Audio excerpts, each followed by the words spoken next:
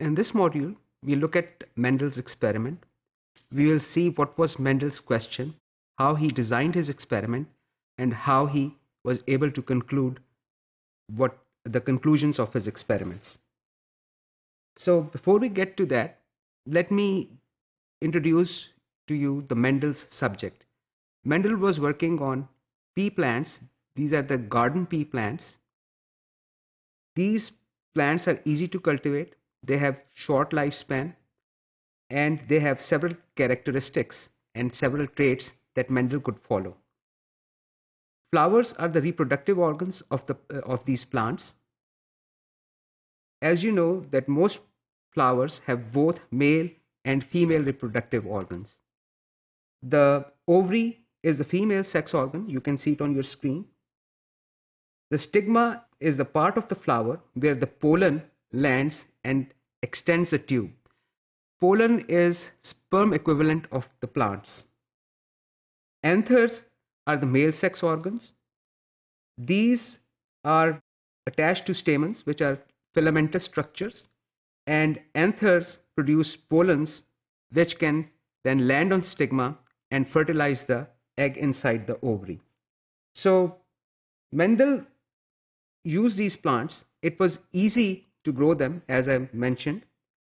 These plants can also be controlled in such a way that if Mendel wanted, he could remove the male or the female sex organs, or he could self-pollinate the plant itself. The technique Mendel used was simple. He used a paintbrush. He rubbed it on the anthers and he collected pollens in the tip of the brush, and later he dusted on the stigma of the female part of the flower.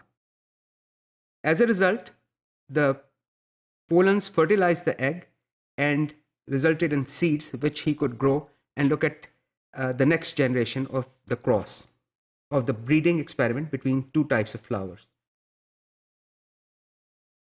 The first experiment he did involved the shape of the seed. Mendel noticed that there were two types of seeds, a spherical shape and a wrinkled shape. Before he began his experiment, he wanted to ensure that the plants were true breeding. What do I mean by that? He crossed a typical plant with a typical trait, a specific trait, with a plant of the same trait, with the same specific trait. So for example, he crossed plants with spherical seeds with other plants with spherical seeds for several generations to ensure that now the plant is true breeding. The trait it carries is now completely spherical. He did the same exercise with the plants that had wrinkled seed to ensure that these are also true breeding plants which produced wrinkled seeds.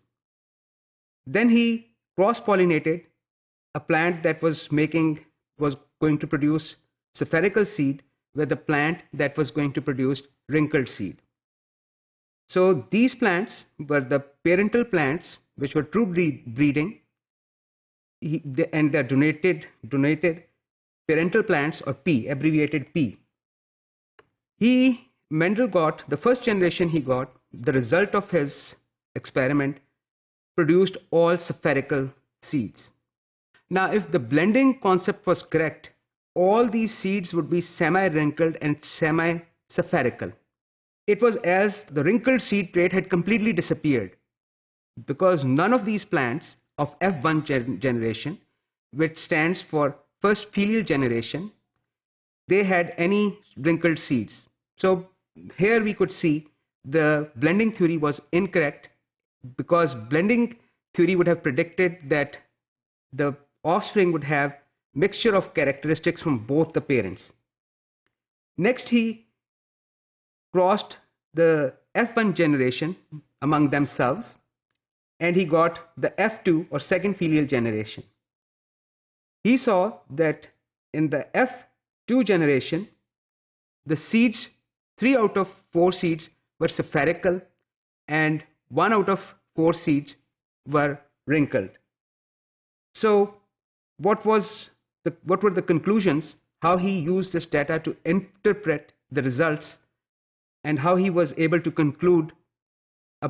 make specific conclusions about the particulate theory. We will look at that in the following segment.